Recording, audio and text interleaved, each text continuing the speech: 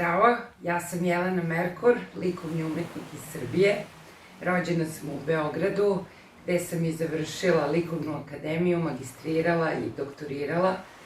Žao mi je što zbog korone neću moći lično da se upoznam sa publikom u Skoplju i ovom prilikom vam se obraćam online sa radovima koji su izvedeni tehnikom akrilik na platnu iz ciklusa Kroz talase do himera.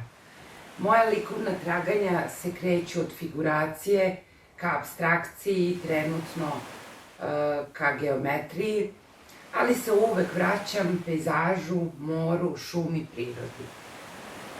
Do sada sam imala veliki broj grupnih izložbi i 20 samostalnih izložbi. Dobitnik sam nagrada za portret, za mozaik i nagrada grada Beograda.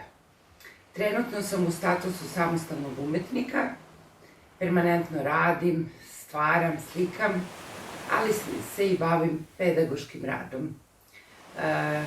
Moj životni poziv je umetnost i srećna sam što sam rano prepoznala svoj put i što sam privilegovana da se bavim najlepšim zanatom, slikarstvom.